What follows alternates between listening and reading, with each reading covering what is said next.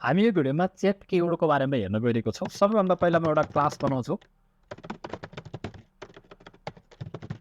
र यो क्लासभित्र static void main मसँग छ र म इन्टिजर ए इक्वल्स टु मैले इन्टिजरको म्याक्सिमम भ्यालु हेर्न खोजेँ है, इन्टिजरले कतिसम्म म्याक्सिमम भ्यालु लिन सक्दो रहेछ भनेर। त्यसभन्दा पछाडि म CW लेख्छु र त्यसपछि मैले लिएको भ्यालुलाई मैले प्रिन्ट गरिदिन्छु र म सिम्पल रन बटन प्रेस गर्छु र मैले चाहिँ इन्टिजरले म्याक्सिमम भ्यालु कतिसम्म लिन सक्दो रहेछ म त्यो हेर्दैछु र यो मेरो भ्यालु भने इन्टिजरले म्याक्सिमम पोजिटिभ भ्यालु चाहिँ यतिसम्म लिन सक्दो रहेछ।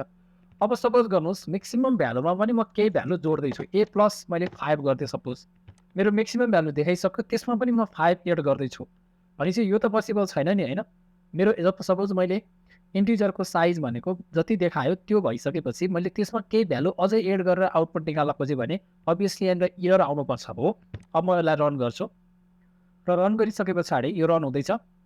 अब नेगेटिभमा भ्यालु आयो, यो मेरो रङ भ्यालु हो होइन, रङ भ्यालु हो नि त यो त, मेरो म्याक्सिमम भ्यालुभन्दा बढी भ्यालु मैले राख्न खोज्दाखेरि रङ भ्यालु दिइरहेको छ। अब यस्तो सिचुएसनलाई ह्यान्डल गर्नको लागि हामीले चेक किवर्डको युज गर्न सक्छौँ।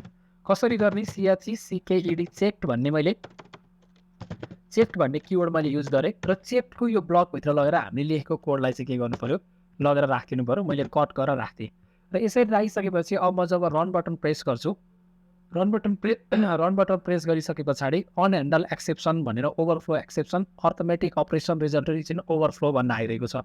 तर मैले सपोज गर्नुहोस् ए मात्रै प्रिन्ट गराएँ भने एज इट इज रिजल्ट आउँछ र त्यो म्याक्सिमम भ्यालुभन्दा बढीलाई मैले प्रिन्ट गराउन खोजेँ भने चाहिँ के भयो भन्दाखेरि यो एज इट इज भ्यालु आइरहेको छ। त्यसै गरी मैले अनचेक किवर्डको प्रयोग गरेँ भने मैले +5 राख्थेँ र यहाँ चेकको ठाउँमा मैले सिम्पल अगाडि QN थप्थेँ। अनचेक किवर्डको युज गरेँ भने फेरि यसले रङ रिजल्ट नै दिन्छ है।